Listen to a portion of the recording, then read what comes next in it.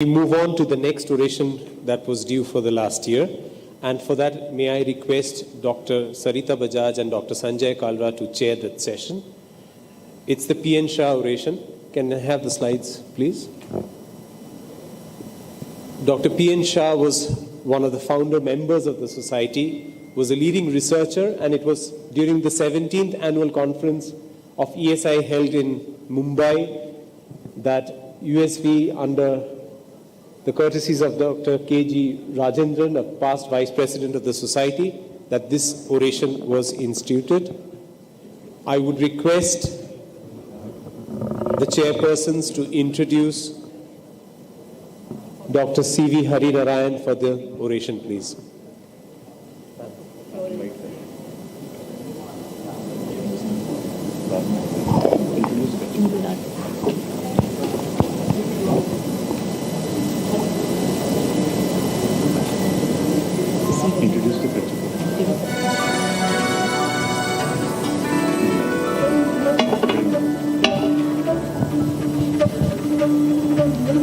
Good morning, everyone.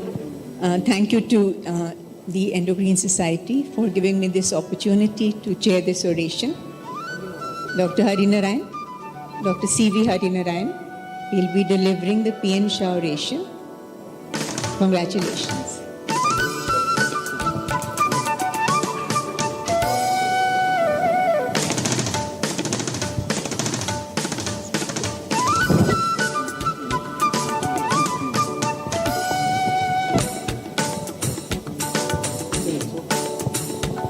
See, my interaction with Dr. C.V. Harinarayan goes way back to 1993 when I joined endocrinology in AIIMS. So Dr. A.C. Amini's room or chamber was just opposite. We used to sit at the chamber, obviously the chamber just in front of hers. And we used to be two senior residents at that time in a room. And I was sharing the room with Dr. C.V. Harinarayan. So in a way, he's been my mentor in endocrinology when we just started. So I have known him way back since 1993, and we have been in touch ever since. So I know he's done a lot of work on bone health. Okay. He's the first to document low vitamin D levels in the Indian population, conducted the first and only population based in villages in Andhra Pradesh, the first to document low dietary calcium levels in rural, urban, and the metro population in South India, first to document fluoride-induced bone damage by bone histomorphometry and renal histology studies, ranked as one of the top 10 scientific developments for the year 2006 by Fluoride Action Network, first to indigenously develop intact PTH IRMA kits along with bark in India, in the process of commercialization, the Make in India concept, Hari Om Ashram Alembic Research Award for Operational Research by MCI, BC Roy Award by MCI Basanti, Devi Amir Chand Prize by ICMR, Sir Shri Ram Memorial Award by NAMS, the Andhra Pradesh Scientist Award 2006 for Excellence in Medical Research by the Andhra Pradesh Council of Science and Technology. He has been awarded the MMS Ahuja Oration in 2009 in Essicon and several gold medal orations. He was formerly founder, head, and professor, Department of Endocrinology, SWIMS, Tirupati. He has established the first endocrine department in Tirupati with a DM postgraduate course, Director, Institute of Endocrinology, Diabetes, Thyroid, and Osteoporosis Disorders, Sakra World Hospitals, Bangalore, Karnataka, and Visiting Professor, Department of Medicine and Endocrinology, Savitha Medical College at the Institute of Medical and Technical Sciences University in Chennai, Tamil Nadu. So, Dr. C.V. Harinarayan, congratulations again.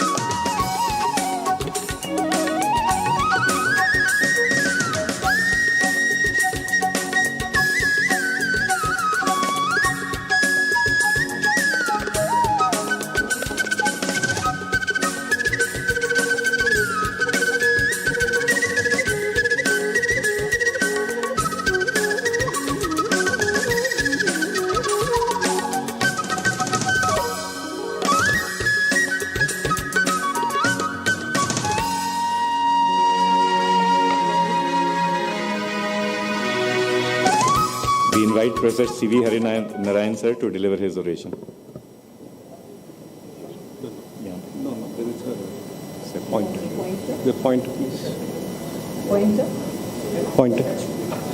At the outset, I thank the Endocrine Society and the organizers for having given me this oration for the year 2020. The topic given is so wide that I'm just reminded of the great celebrated Sanskrit poet Kalidasa when he tries to describe the Surya Vamsa in his Raghuvamsa Mahakavya. I quote, it says, Kusurya Prabhava Vamsa, Kvacha Alpa Vishayamati, Titur Tuyusharam Mohat, Udupena Asmi Saharam. In very simple summary, Kalidasa says trying to describe the Surya Vamsa is like trying to venture the ocean in a raft, which is what will be my fate today with a truncated time. Try to do my best for you. Billions of years ago, the life started in the primordial sea. The primitive unicellular organism derived its calcium from the ocean, which contained stable amount of calcium. Multicellularity and terrestrial life required a rigid skeleton, and thus the skeletal system evolved. During the course of evolution, calcium became more internalized inside the cell, performing complex intracellular functions. Maintaining the serum calcium in a narrow range for muscle function and nerve function and clotting of blood was the immediate need for survival. To cope up with this, a strong internal calcium reserve was developed to cope for varying periods of variable dietary calcium sufficiency and insufficiency during starvation and conservation. Parathyroid hormone and vitamin D was evolved to maintain the calcium homeostasis. Vitamin D is found in the marine algae which form the food chain of the fish. Terrestrial animals required a hormone for an absorption of calcium from the intestine, and thus vitamin D endocrine system underwent several gene duplications over a period of time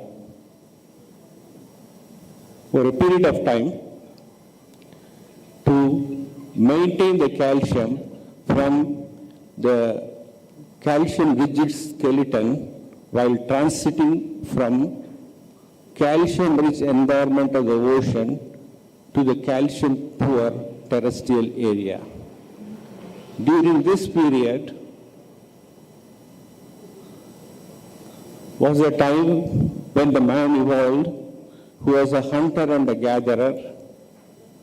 Gradually, he advanced towards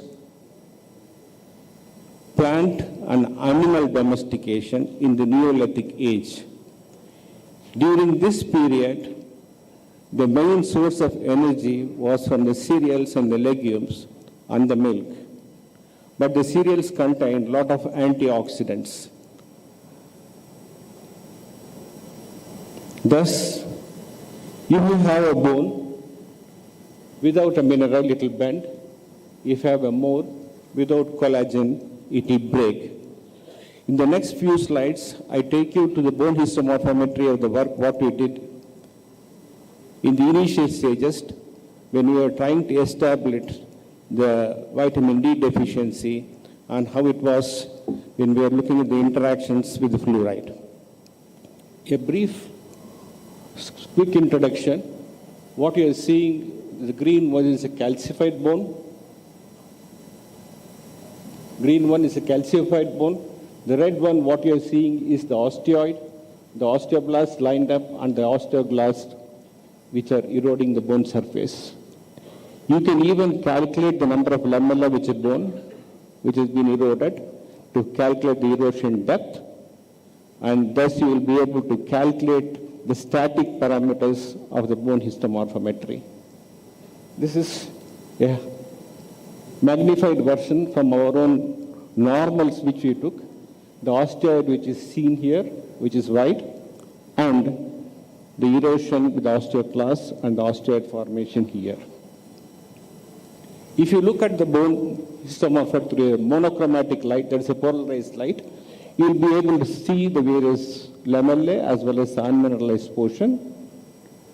And if you can label with double tetracycline over a period of 2 weeks, you get the first label and the second label, and you will be able to calculate the mineralization time and say how long will it take to form the bone.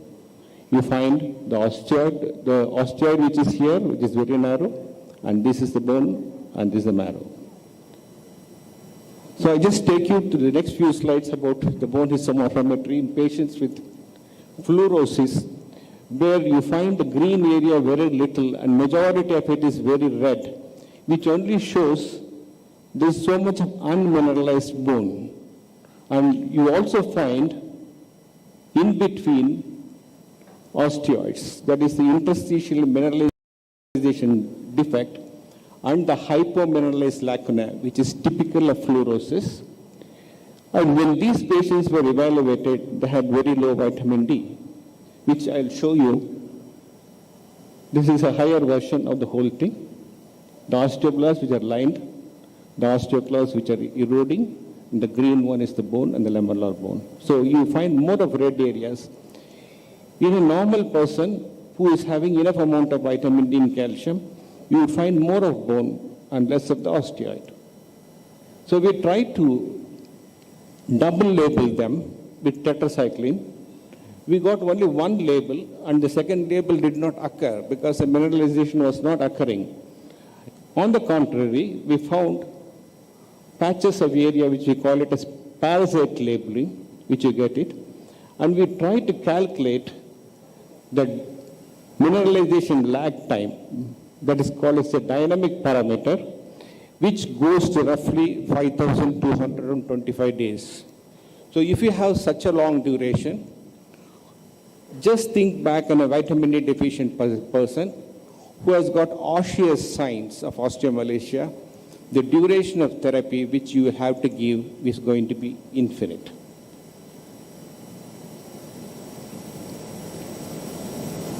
So,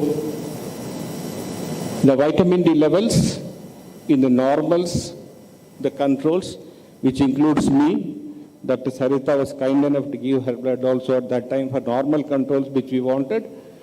So, our level was this much. But the only thing is at that time, the normal level was given as 9 to 37. The standard of 30 had not evolved because we were in the beginning of that time. So whatever the European kits gave it as 9 and 3, 9 and 37 was taken as normal. And in the patients, they had low vitamin D.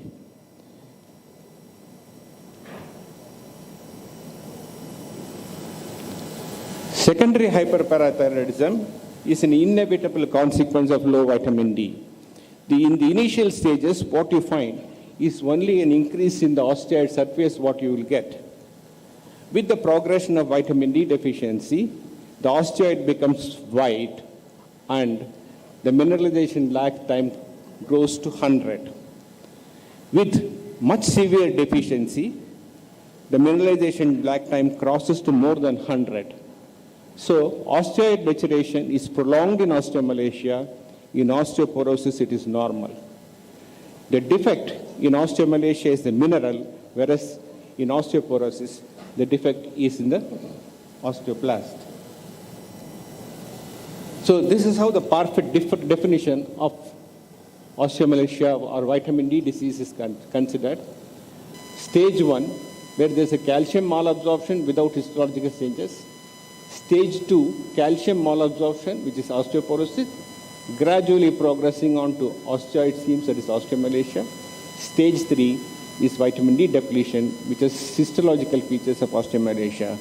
That's the time you find osseous signs radiologically, that is severe vitamin D deficiency of 10 nanograms and below.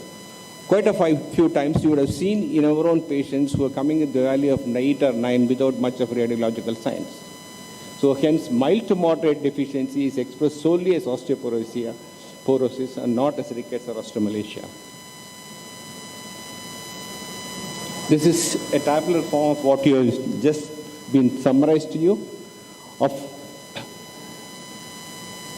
Thus, calcium and vitamin D constitute examples of short and long latency diseases, though at a different level.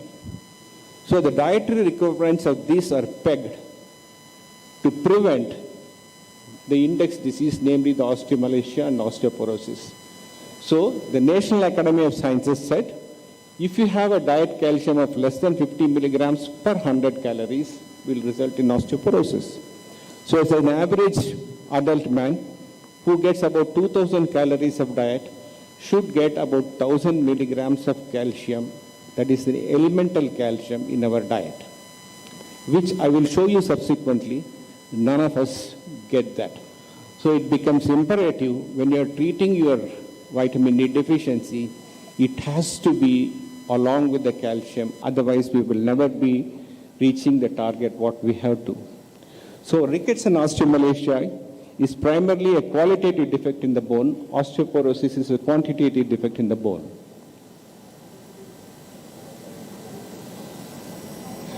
This is a time in 1990 when we started the work to look at the cause of bone disease in primary hyperparathyroidism. When we just did the vitamin D assays, because everybody had bone disease and everybody had low vitamin D, and we found low vitamin D levels, Professor Kochupulai said, how about the normals? So normals were B, the residents, including her and myself, all of us gave. And our vitamin D levels, I have shown it is pretty bad. Fortunately, none of us had osseous signs at that time.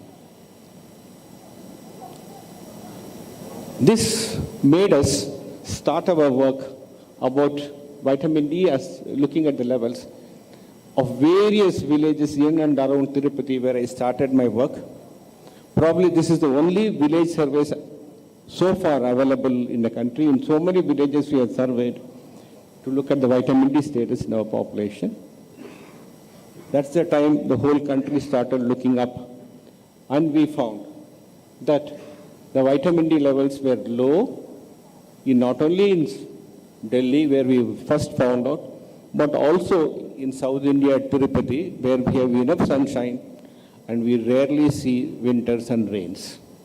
The range is 30, which is given there, but all of us had low vitamin D, those in the northern latitudes as well as in the southern latitude. Thus, calcium absorption plateaus at the level of 30 nanograms, and that is why the normal level is pegged at 30 nanograms. And before that, you have secondary hyperparathyroidism setting in. So we went to the villages to look at the calcium levels of all the people. So those villages we surveyed, which was the dietary calcium was 269. The urban was so-called the Tirupati population. The metropolitans were those of Bangalore. When I came to Bangalore, I did survey sitting in a corporate sector, the vitamin D calcium status, and you find all the values. The RDA was 600. That was here in the 2015 when it has not been revised. So all of us had low dietary calcium in our. Another thing is, whenever we take our calcium, it is always containing phytates, which is high in calcium, which prevents absorption of calcium. Though you take more of these cereals, the phytates and the oxalates prevent the absorption. So thus, this summarizes the whole concept of the twin nutrient, which clearly tells you that calcium and vitamin D are important minerals and the essential nutrients which were complementing each other for our bone strength.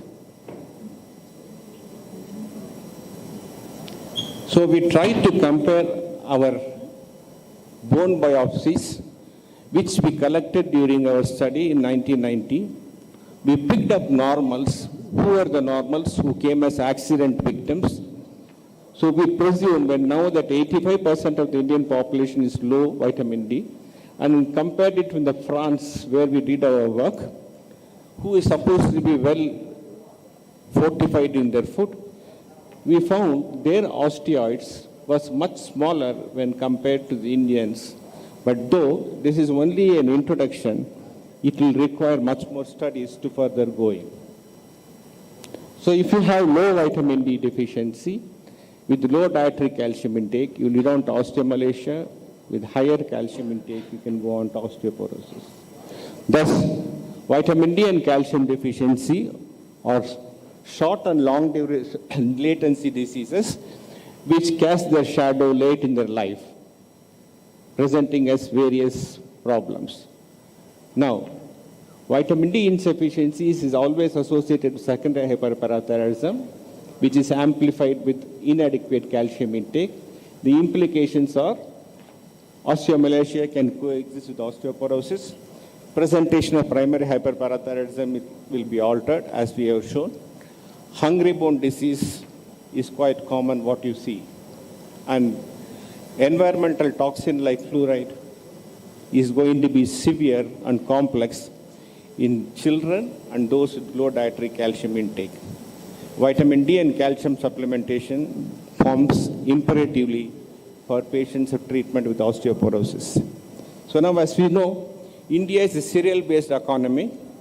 Contrast to the West, where the dairy products are more, we take in more of cereals. This is only for the elite, which I will show you the data further. It is very clearly shown that even in Harappan civilization, which was excavated as recently in March 2021, which we have seen, that cereals were the main source.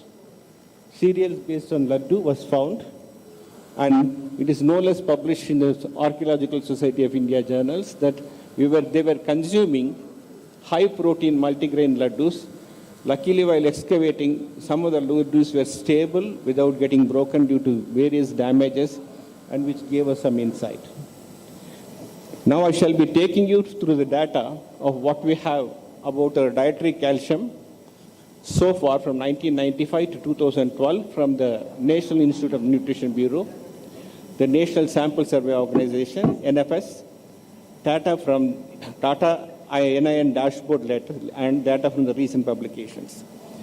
The next few slides will have the following sections. It will be discussed as cereals and millets, milk and milk products, then about the time scale changes, and putting together calcium in toto.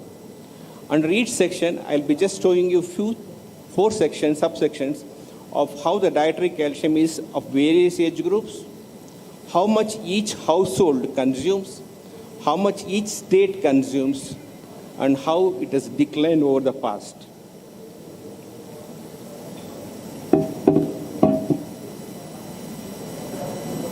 You will see very clearly that across all age groups, more than 70% or 75% of starting from children to the men, non-pregnant, non-lactating women, consume enough amount of cereals as a percentage of RDI. If you look at it in the states, as a percentage of the household, roughly about 80% are more than 65% consume more than 75% of the RDA. Only about 15 to 20% consume less than the RDA. And you very clearly notice when Orissa and Madhya Pradesh, the major source for them is only through the cereals. You will get their calcium only for that. But if you look at the timeline from 1975 to 2012, there has been a gradual decline of the cereal intake of various age groups. And if you look at it from the states-wise also, very drastic fall from Tamil Nadu from 682 to 420. If you look at the pooled data of the whole country, there is roughly about 35% decrease in the cereal and millet intake, which is a major source of calcium for them. Now, the latest 2020 data, which clearly shows this is the spread of how the millets and rice is taken. Chandigarh, Goa, Diodamon, and National Capital of Delhi, they consume the lowest intake in the whole country. Tripura, Manipura, Odisha take the maximum amount of cereals. The cereal intake varies of different states. The rice eating areas, the wheat eating, ragi specifically to Karnataka and Jova to this, bajra to these areas, and the maize to this place. Why I brought in this is, suppose if we have to target the fortification, region-wise we have to concentrate only in this way. Coming to milk and milk products, exactly opposite of what you have seen, only 1/3 consume more than 70% of the daily requirement, either the adult or in the children. Imagine 1 to 12 years or up to adolescence, only 20% get enough amount of milk and milk products. And we all know the peak age bone mass has to be achieved by adolescence. If you look at the percentage of data of the pooled intake of households, only about 30% has enough amount of RDA through milk, whereas they have been getting it from cereals. Gujarat and Tamil Nadu, about 50% of the population get it. Over a period of time, there has been a decline of milk consumption of various age groups from 1975 to 2012. It has been gradually declining. And if you look at it in the different states also, there has been a decline, except in places like Andhra, where there has been an increase, and Gujarat, you find a mild increase. But if you take a pooled average of the whole country, there has been a fall in the intake of milk and milk products. Do we have enough milk? India is the largest producer of milk in the whole world. I tried to get the data of that particular year of RDA, what was projected in the literature, and I tried to compute that. So the milk estimates in the lines have shown as lakh tons. Green bar shows the bioavailability data, and the yellow bar show the consumption. We had enough milk, but nobody consumed. It's evident from that. The amount of money spent over a period which was 5 rupees expenditure on milk and milk products per capita monthly has gone up very little, not much. What happens? Per capita consumption by the rich household is 8 times or 9 times higher compared to the very poor, 4 times higher than the poor, and in the non-poor. It was in 1983. This gap is coming down. So, if you try to fortify the milk, it's one way of achieving to a particular segment of a population where you can reach the target. But majority of the milk comes from the rural sector. We buy the milk, and asking them to buy back our fortified product is something not relishable. The milk production per capita availability in India has been gradually going up. It has gone 4-fold higher right now. Now this gives you the per capita availability of milk and how it is consumed. In Haryana, Himachal, Punjab, you get the maximum intake.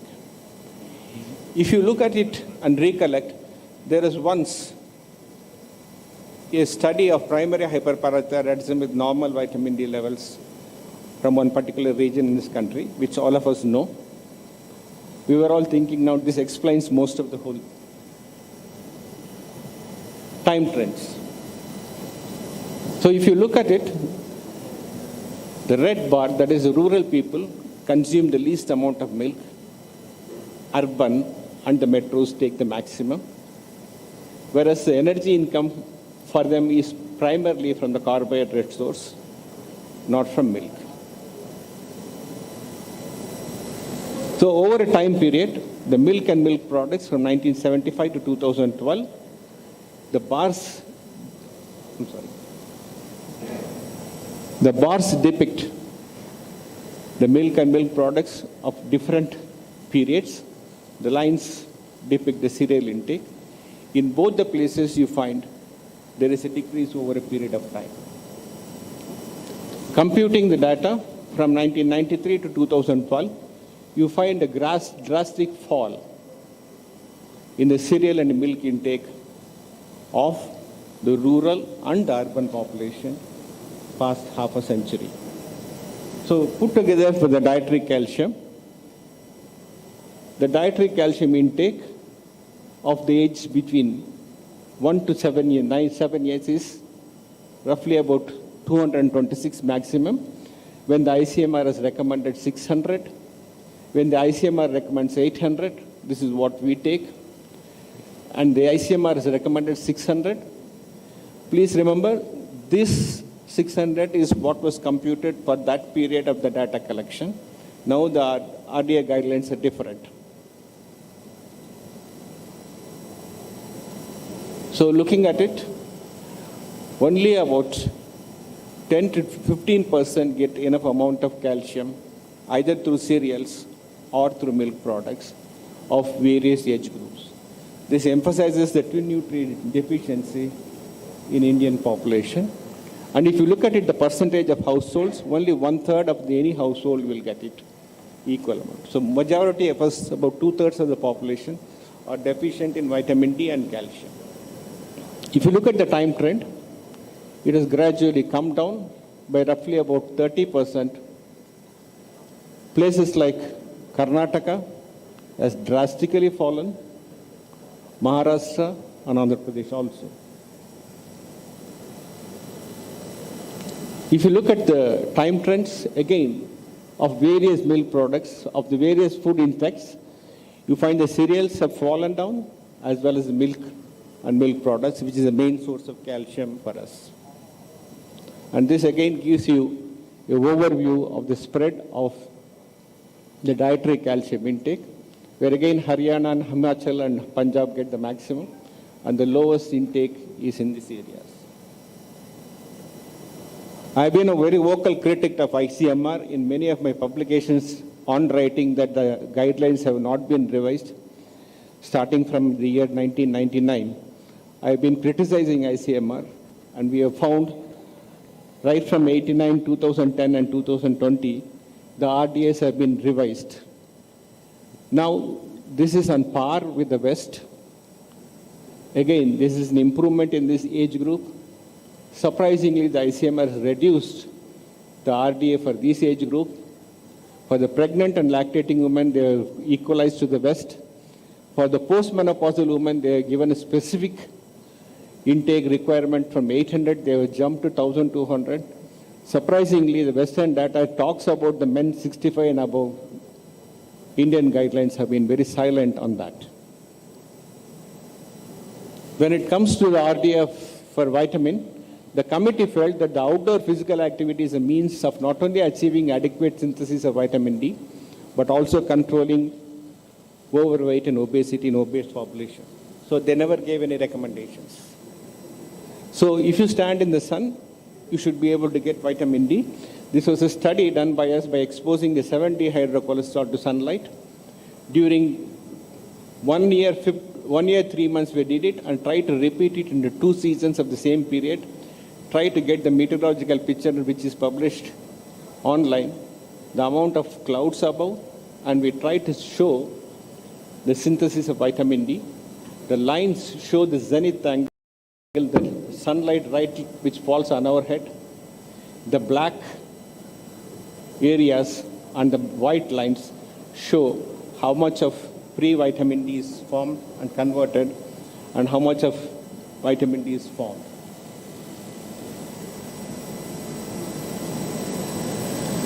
So if the zenith angle is minimum, that is the sun is right on our head, you have the maximum conversion of 7D hydrocortisol, and the pre-vitamin D is formed is the maximum.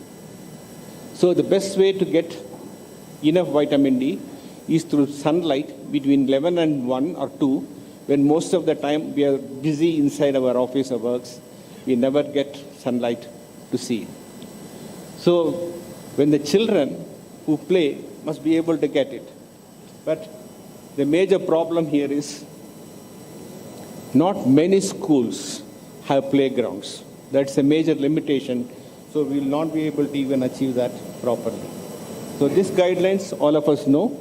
The basic difference is the Endocrine Society guidelines are aimed at clinical perspective. The Institute of Medicine recommendations are directed at population health. The magnitude of the problem is the longest study done in India between 1963 and 2005 by Teotia. It was shown that 35% of the patients had osteomalacia, 7.6% had rickets, and dietary calcium deficiency of less than 300 milligrams per day induced osteoporosis, and calcium deficiency induced osteoporosis with vitamin D and calcium induced diseases, besides fluoride interaction syndromes. Compared to the Caucasians in the West, osteoporotic fractures occur more commonly a decade or two earlier in both males and females. So thus, we have a tin nutrient deficiency in the country, where unless you have calcitriol, the dietary calcium intake will not be absorbed. Unless you have enough calcium, it will never get absorbed. So unless you give the calcium to the body, your vitamin D will not do the job. Quite a few times we have seen many practitioners giving only vitamin D, injections of vitamin D, and then say come back without calcium. It has done only raised the level, but then it has not corrected the problem of their hypovitaminous D. So thus in India, dietary calcium plus vitamin D deficiency treatment is very important to have to prevent these diseases. So the modern India, we have more become mechanized. Apart from the various socio-economic and different regional changes what I have presented to you, even the agriculture has become modernized and less labor intensive with more machinery. And even our own work and lifestyle has been more indoor with limited sun exposure. All this will affect the dietary calcium deficiency what we have. So what are the way forward? The Indian Social Society Net program addresses three major issues: the Integrated Child Development Scheme, providing supplements at community levels through Angawadi workers, pregnant, lactating women and children, the midday meal schemes, and the targeted public system below poverty line and above poverty line. Each segment has got a lacuna, and I have given the remedial measures, which will be in the handout given to you at the end. Long-term measures is fortification, whether it's a targeted fortification or a market-driven fortification. But you will find there is a decline in the intake of cereal, which is shifting to rice and wheat in Indian population. So the source of calcium is also going to come down. Presently, there is a mandate to fortify milk, oil seeds, etc. But then, as I showed you, milk consumption is very little. Majority of it gets from cereals. So we have to find a way out for that. So the targeted fortification is very important. So one such place is a public distribution system where majority of the Indian population get their ration, and that will be one place where you will be able to get and address this. Fortification of milk is time tested and validated, but will address only 35% of the population, and the per capita consumption is also very little. The share of money spent on the food expenditure is also very little in Indian population. So the strategies to improve should be awareness of diet diversification for low socioeconomic population, that is inclusion of balanced diet, cereal containing, more with calcium and less with phytates. And majority of them in the rural areas sell their milk for their livelihood. So we fortify the milk, and asking them to buy is something which is a bit unrealistic. The lowest income group gets their food from the public distribution system. And with modernization, the per capita cereal consumption has declined in the population, though with monthly per capita expenditure. The money spent per month is more, but the consumption is less. But the best way to get for them is through the public distribution system. Strengthening cereal intake, encouraging dairy products goes a long way in addressing the problem of the dietary deficiency in India. Biofortification is something very important, where it is very, very minimal, highly sustainable, well suited for low-income population, where when you are growing paddy or wheat, you fortify that. So you get whatever rice and wheat everyone buys is fortified with vitamin D and calcium. When I said this 2 years back,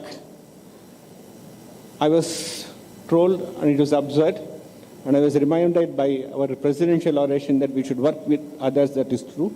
It is the same scenario what Sarita will remember, that when I said vitamin D deficiency, it was the amount of pressure I found, and Dr. Marwa sitting here will also know. Now, we have a fortified rice presently in the country, where normal conventional rice and wheat have no presence in vitamin D. Through fortification, you get 100 international units per 100 grams and 1,600 international units per 100 grams of wheat. What you do. So I am very sure all of us will take 100 grams of wheat or 100 grams of rice. And mind you, this is not a joke. This has been patented, and I had an opportunity to interact with that man.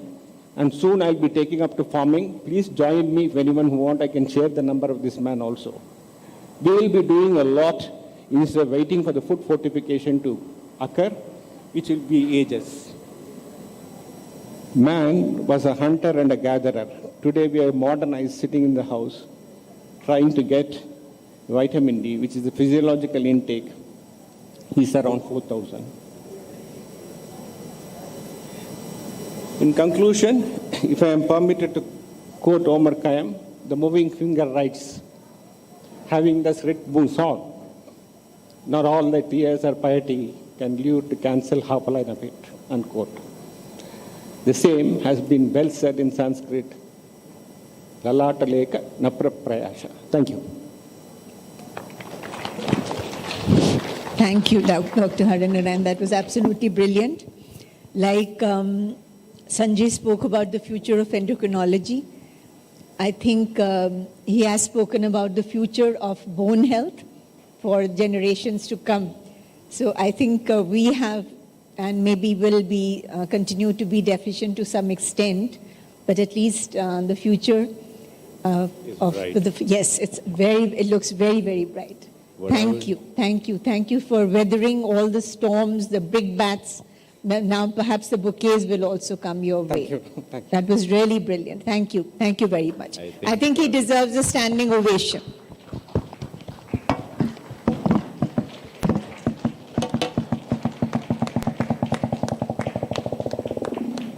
I do note the patience and perseverance, the hard work that has gone into this. Also note the focus on what we said was collaboration. In this oration, there was clinical care, research, advocacy and awareness. And then note the focus on interdisciplinary work. Alone endocrinology cannot do it. You need to work with nutrition. You need to work with agricultural science. That's it. Even with the industry for fortification. And if we are all able to work together, actually the future will be bright. Thank you, sir. Thank you. Thank you. So I'll hand over the mic to the organizers now. Thank you very much for this opportunity.